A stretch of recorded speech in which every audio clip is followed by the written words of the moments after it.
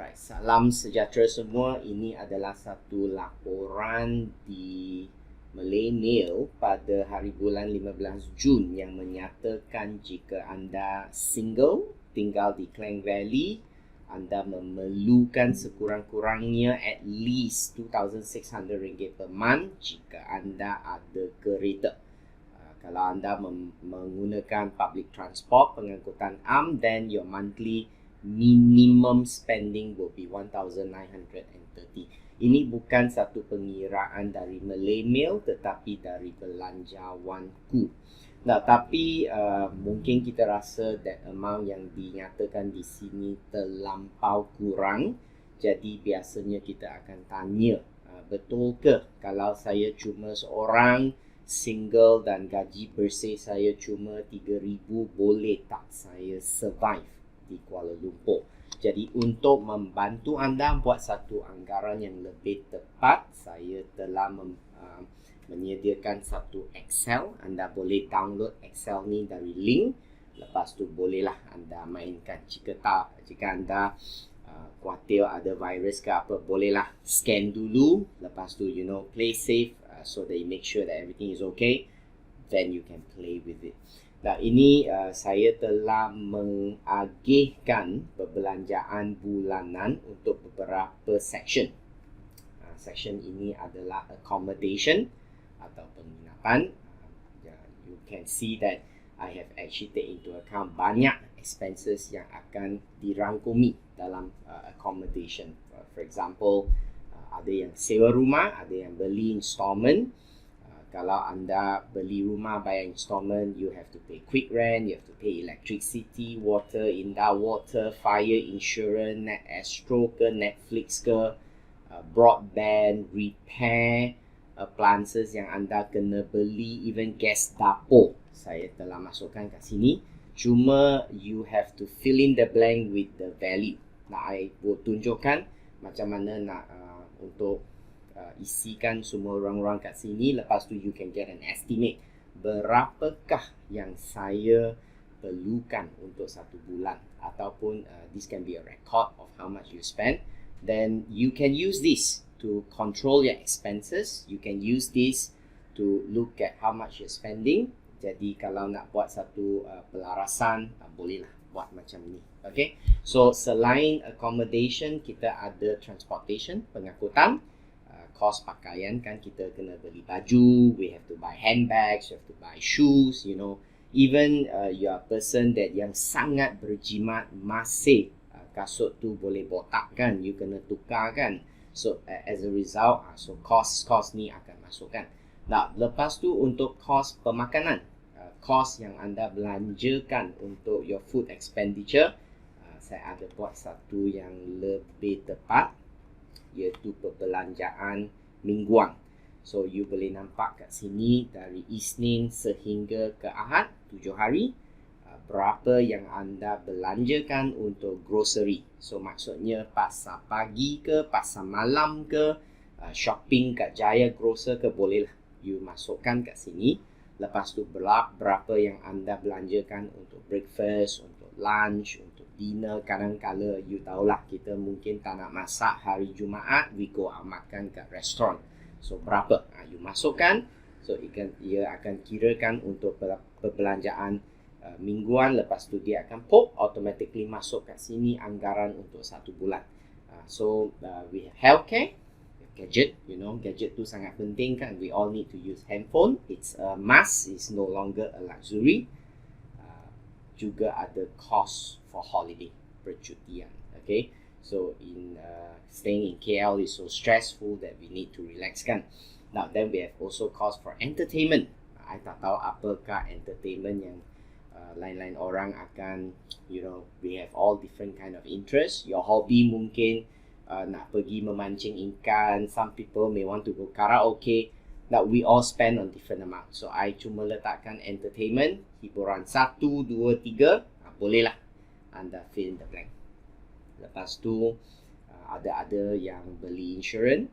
Now, and some of us we may need to pay taxes. So kalau ada bayaran cukai, bolehlah masukkan kos cukai kat sini. Lepas tu ada yang baik hati, So you make donations, you can include your donations. Now there's some that we kena bayar zakat or bayar tithes, or we call this religious payment, religious dues. Now jika anda perlu sokong ibu bapa, so this is where cost monthly support for your parents, and for old people it's quite logical to think that they will have some medical expenses, so bolehlah masuk kat sini. Untuk yang dah berkahwin dan ada anak-anak, bolehlah anda masukkan perbelanjaan anak-anak kat sini. So you might have to do a simple calculation to fill in the amount.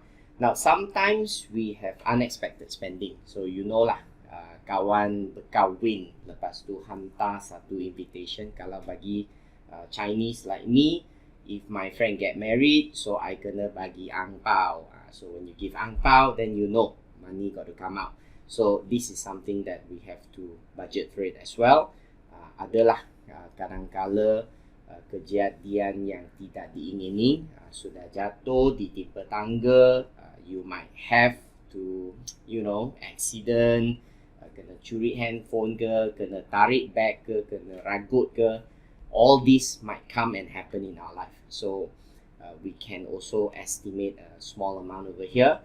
Now, dan juga perbelanjaan lain-lain. So all this, kalau dimasukkan, you boleh dapat tahu what is your actual monthly spending. So kalau monthly spending katakanlah satu bulan 4,700, tapi gaji bersih baru 4,300. So how do you get up to that shortfall? Now it shows that you must have overspent. So kalau orang yang ada kad kredit, biasa the overspending is financed through their loan. So that's where bank berikan satu pinjaman melalui kad kredit, ataupun pinjaman melalui Shopee Pay Later, or Lazada Wallet Pay Later, or Grab Pay Later. Yang ni semua dia ada interest, which can be quite expensive.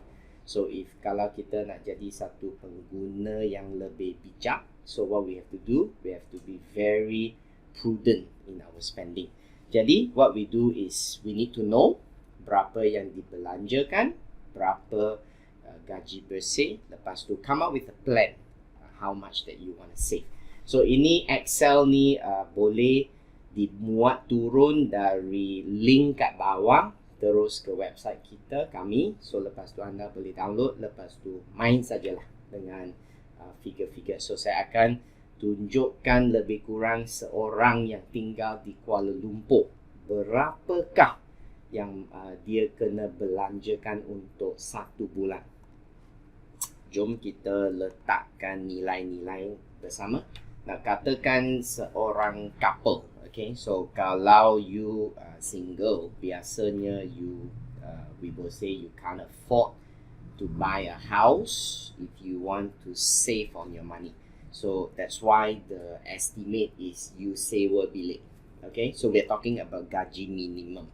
So kalau you can afford, you buy a house. Now of course then you will pay more, but still that it's within your affordability lah. Okay, so katakan we have a couple, the husband and wife, both of them are working, so they are now buying a house. Typical KL punya orang, urban people. So let's look at how would their spending be, and tiada anak. Okay, so let's just imagine that there's no children over here.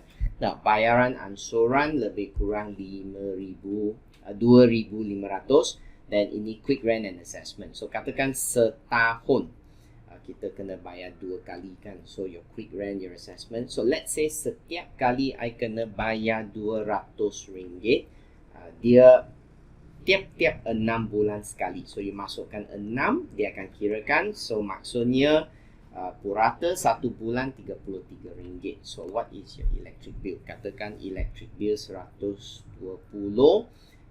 Kalau you tinggal kat Selangor, mungkin air percuma. So let's say we have the RM15 lah. Okay, so Indah Water, dia punya rate memang fix kan, 1 bulan RM3.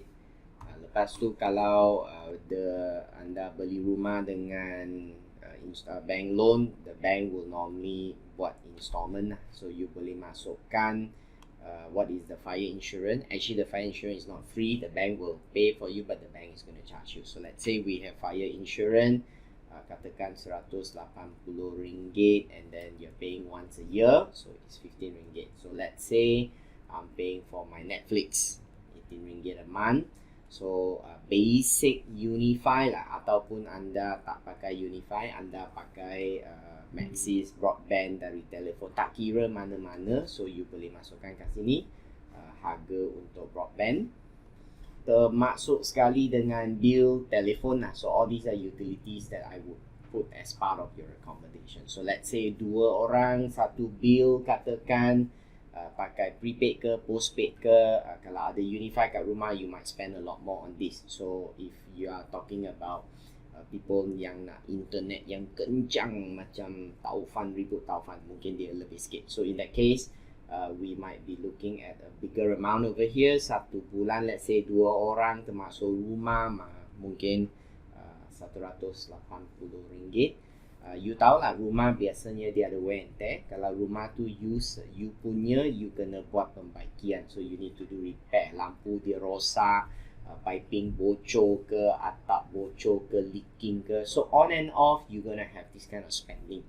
Okay, so you masukkan satu estimate kat sini. Katakan 1 tahun I ada buat repair, mungkin cat rumah untuk hari raya ke, tahun baru ke. So you boleh masukkan. So let's say if I'm going to spend about RM2,400 a year just to do repair maintenance, so I will divide by 12 bulan. So I will spend about RM200 for your repair, okay, untuk rumah. Alright. Nah, kalau rumah you pun tahu, sometimes your appliances tu kena tukar. Your microwave tu bukan tahan 100 tahun, your kipas tak tahan 50 tahun. So you might need to change this every now and then. So again, you have to put an estimate for all these kind of things. So I masuk example like kipas, okay, aircon. You know, aircon you kena service. So takkan you tak service aircon kan? So kalau you buat service aircon, sekali service mungkin dia charge RM200. So you can put inside in part of your repair. So sini kalau aplikasi yang anda kena beli appliances, appliances. So let's say let's say I budget 1 year, I got to spend about $1,500 untuk tukar lah apa-apa je. So again 12 bulan is going to be $125. So katakan cost gas dapur RM30. Okay, so that means untuk rumah sahaja, 2 orang ni dia kena belanja RM3,239. Okay, so let's say if couple ni dia share kereta, dia beli satu kereta, lepas tu 2 orang share. Sekarang ada Perodua Asia model E yang paling murah, RM22,000, yang installment dia RM300. So okay, so let's put 300. So mungkin road tax anda sangat murah sebab sisi dia rendah kan. Jadi kita masukkan RM20 1 tahun. Okay, so sebulan dia cuma RM1.70. So sangat murah. So insurans kereta you tak boleh lari. So kalau kereta you tak ada NCB, you kena bayar lah premium mahal sikit. So again, you have to work out how much you need to pay here for your car insurance. Jadi katakanlah insurans kereta anda RM800 setahun. So untuk 12 bulan, dia lebih kurang sebulan RM67. Nah, kereta tu bukan kebal tau. So you kena buat servis, you kena tukar minyak hitam. You tahulah banyak je benda yang kena tukar kat kereta. Kalau you nak pasang aksesori, lagilah perbelanjaan akan menaik. So let's say your routine expenses, for example, I just put RM400. So setahun buat sekali RM400, so I divide by 12. So it's going to cost me about RM3 1 month. Kereta battery kena tukar. So let's say cost battery RM200. Lepas tu boleh tahan 2 tahun. So 1 bulan lebih kurang RM8.30. Tayar pun kena tukar. So let's say you punya tayar cost RM500. So dia boleh tahan 2 tahun. Dia cost RM20. So dan cost repair yang lain. So you know lah, aircon, brake lah, engine mounting lah. So macam-macam kereta ada problem yang you kena buat repair kan. Okay, so dia satu cost untuk keselamatan, so we can't save on this. So let's say you got to spend another 500 ringgit every year just to cater for all that.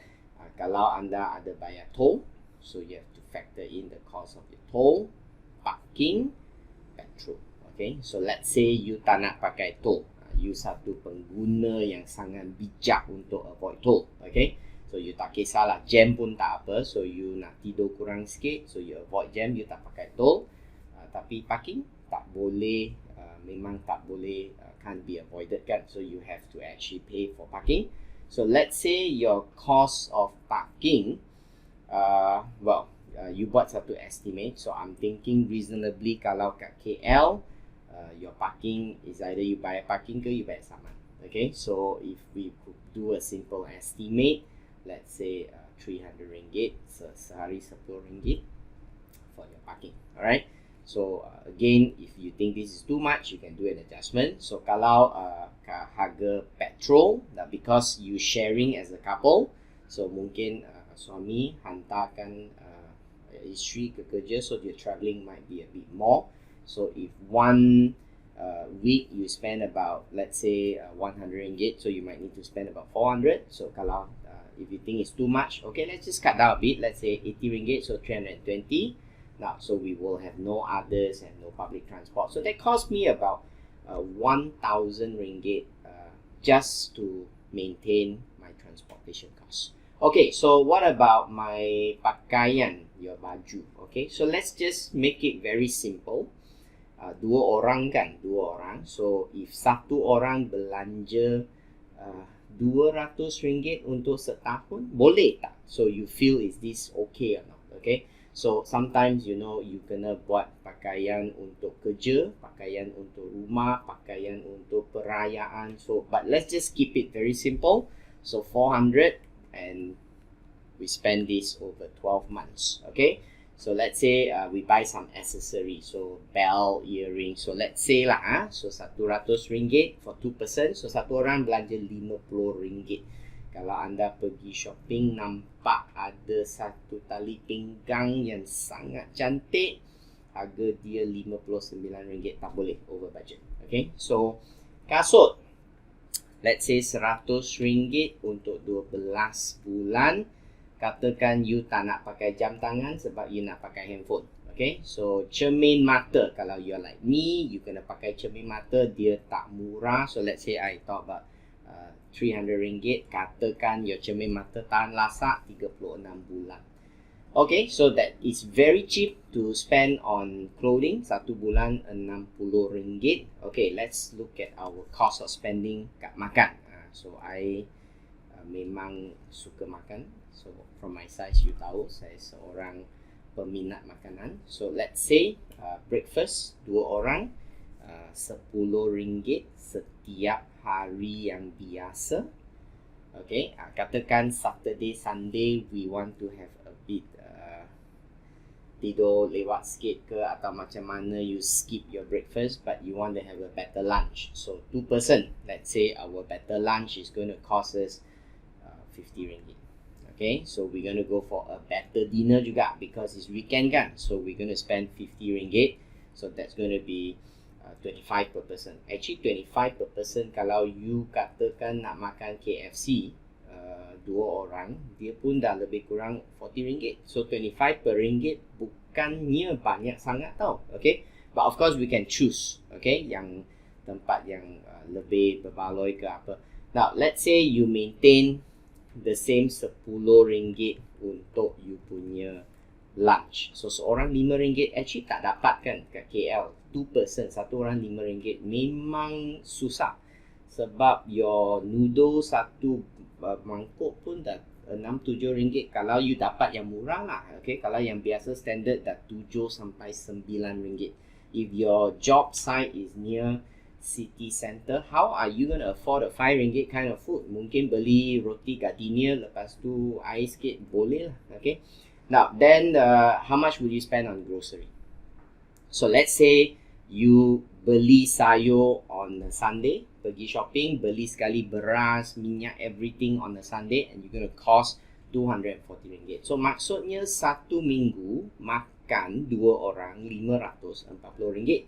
So satu bulan you punya food spending dah lebih kurang 2,300.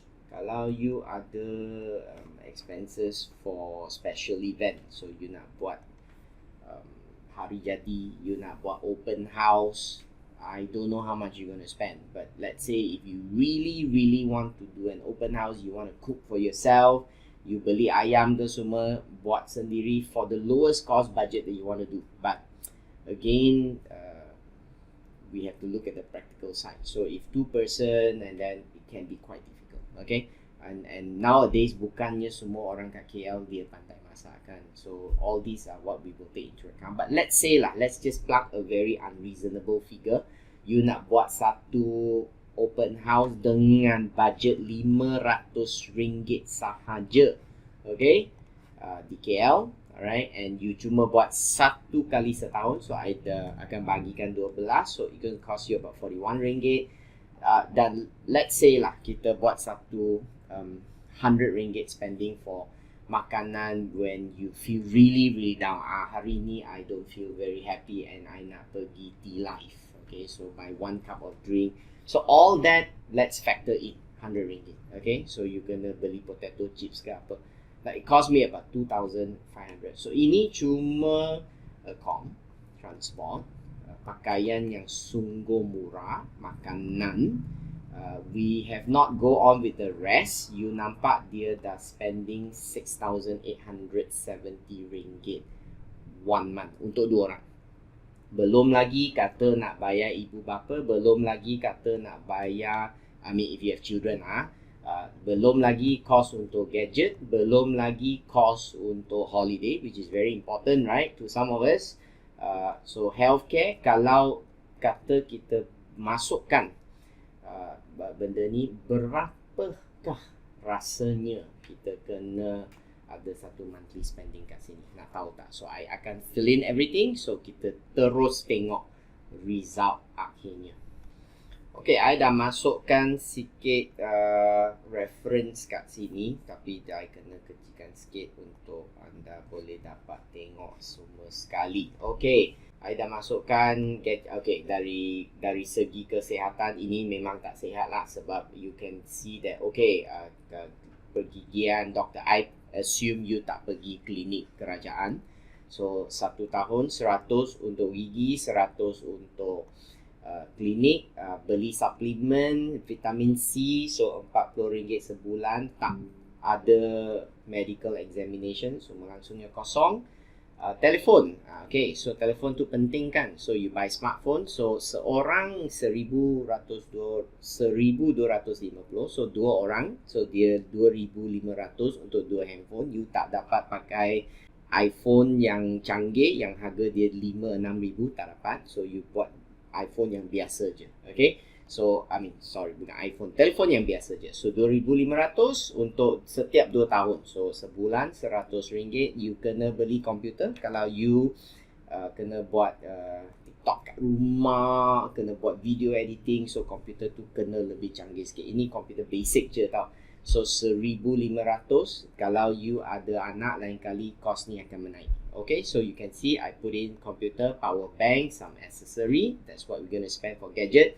I tak buat lagi cost percutian. So I anggap you dah tak ada honeymoon sebab cost mendadak. So kita kena jimat sikit. I cuma buat satu budget setiap bulan RM240 untuk couple you pergilah movie ke, skate ke, so some together time, RM240. Okay, so let's say you only have medical card, so for 2 person, ini pun medical card yang sangat basic, satu orang RM75, so RM150. Tak perlu bayar cukai sebab your chargeable income tak sampai level yang kena bayar cukai. So I tak masukkan derma, tak masukkan zakat. Okay, so you mungkin cakap I pun nak orang derma bagi I, macam mana I pergi derma. Okay, so I tak masukkan cost untuk menampung sokong ibu bapa lagi. Okay, So katakanlah, okay, kita masukkan 1 bulan bagi ibu bapa untuk kedua-dua pihak. Okay, so seorang 200, dua orang 400, that's 400 ringgit. Okay, tak ada children and unexpected spending. So I cuma masukkan 100 ringgit for an unexpected spending sebulan. Okay, so let's say that's your monthly spending. So anda kena memerlukan lebih kurang 8,000 ringgit untuk 2 orang, jadi 4,000 ringgit seorang. So ini cuma kita kalau letakkan dalam keadaan tinggal kat KL. I don't think this is anything luxury at all. Okay, so I believe, saya percaya anda akan anggapkan ini cuma satu very basic kind of living in urban, okay, urban area. And not only that, ini juga satu perbelanjaan yang cukup sempit. You have to spend only what is necessary. Dia langsung tak ada ruang untuk satu perbelanjaan lain yang, you know, out of your expectation you want to spend. You don't really have that. So I hope this can be a simple sharing from us so that you can use this untuk buatlah satu estimate of how much you need to spend for your monthly spending. Then you would roughly know. Thank you very much. I hope that this bring some benefit to all of us.